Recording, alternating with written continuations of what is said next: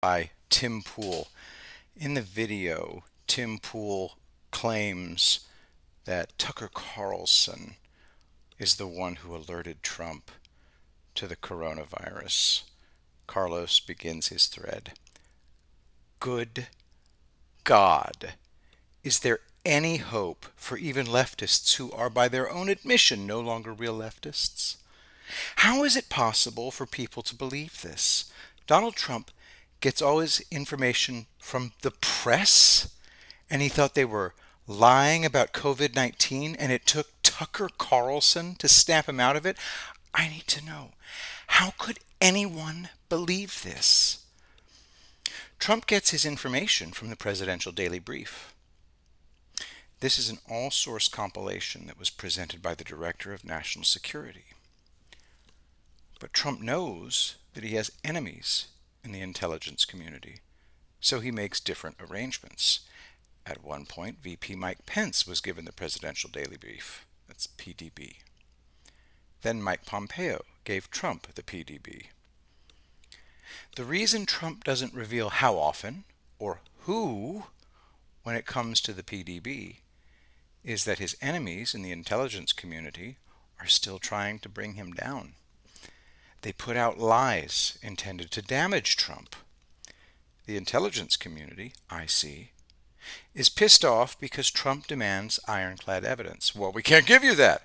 Well, then what good are you? The two most damaging spies in American history were Aldrich Ames, CIA, and Robert Hanssen, FBI. Ames lived far beyond his means, flaunting his material possessions and showing up for work drunk. His superiors quashed investigations into him.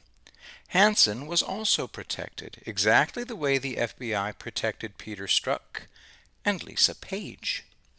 These people think they are the only ones who know how to do things, so they're extremely hostile toward presidents who say, I need more than this.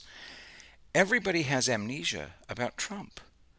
They've forgotten that he was a real estate empire. He built a real estate empire that depended on intelligence. Trump has his own intelligence network, and he's somehow circumvented the anti-American leftists in the IC.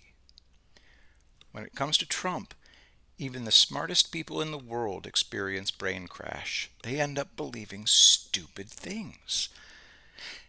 They think Trump sits alone in Mar-a-Lago watching TV to find out what's happening. For God's sake. On January 30th, 2020, this is what the World Health Organization said. World Health Organization calls China coronavirus an international emergency, but opposes travel restrictions.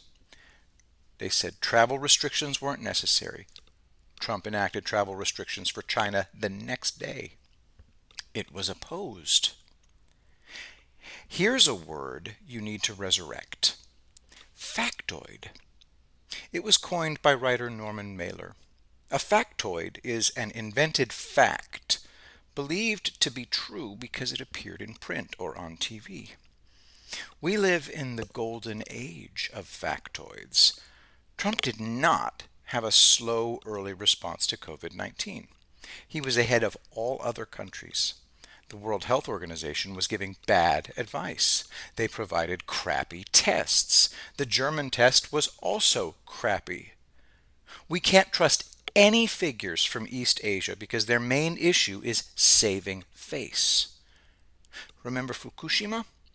The Japanese inspectors couldn't bring themselves to site the nuclear plant because that would make the owners lose face.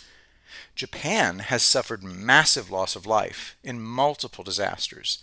The reason is that the regulatory bodies put out happy talk, and then airplanes crash, elevated roads collapse, buildings fall over, and tsunami gates are breached. So think back, if you can, to the distant, misty past of 2015. Donald Trump was a commercial real estate magnate. Therefore, he's a manager, an intelligence analyst, an economic forecaster, and a financial expert. He hired tons of former special operators. Trump is the most qualified president in American history. Nobody else has had such expertise in so many fields. He is a nationalist internationalist. That means he invented a new political philosophy. Everybody, come to your senses.